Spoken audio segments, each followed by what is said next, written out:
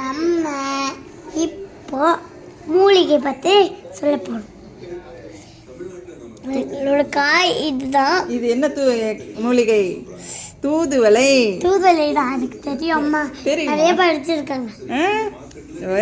இருக்கும்போது அம்மா சொல்லியிருக்காங்க. அப்படியா? சூப்பரா தாங்க. சொல்லுங்க, வேற என்னெல்லாம் தெரியும்? இந்த பூ இருக்கு, ஏன்னா இதை யாருமே தொடக்கூடாது, குழந்தைங்க தொடக்கூடாது, ஏன்னா அதுல நிறைய முள் இருக்குல்ல. மனுஷங்க என்ன சொல்லலாம், பெரியவங்க தான் சொல்லலாம். Super super. சொல்லுங்க. இப்போ இந்த இலைகளை துவையல் செஞ்சு சாப்பிடலாம். செஞ்சு சாப்பிட்டோம்னா நல்லா இருக்கும் உடம்புக்கு. வாவ். சத்து. இந்த மூலிகை. இன்னொரு மூலிகை காமிக்கிறேன், அங்க கொண்டு போங்க. இது கருநொச்சி.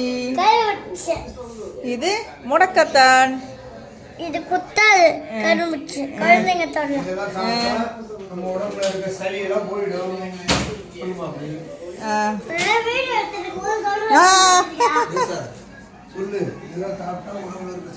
இது குத்துற முள்ள. இது குத்தாது. இது முடக்கத்தான். முடக்கத்தான் குத்தாது, ரெண்டுமே குத்தாது. இது வரைதான் குத்தும். சொல்லுங்க, வேற சொல்லுங்க. பூ என்ன கலர்ல இருக்கும்? பர்பிள் கலர்ல இருக்கும். காய் காட்டுனீங்களா? பிங்க் கலர் தான் பிடிக்கும். எந்த கலர் வேணாலும் பரவாயில்லை. முள்ளுக்கு ஓரம் வாங்க. எந்த கலர் வேணாலும். இதை பார்த்தீங்கன்னா இது தூதுவளைங்க. தூதுவளை ஃப்ரெஷ்ஷாக எடுத்து வந்திருக்கேன். இது வந்து நிறைய பயன்படுத்தி சாப்பிடலாம். நீ சொல்லுங்க. இது பிங்க் தான் எனக்கு பிடிக்கும். இதுக்கு ரெட் இருக்கும். சரி, இது பர்பிள் உள்ள இருக்கு. நல்லா இருக்கா? காய் எங்க இருக்கு? காய் இதுதான். இதெல்லாம் எதுக்காக சாப்பிடணும்? ரெஞ்சு சளி எல்லாமே போகணும்ல, அதுக்கு சாப்பிடணும் இதெல்லாம். அப்படியா? நீங்க சாப்பிடுவீங்களா?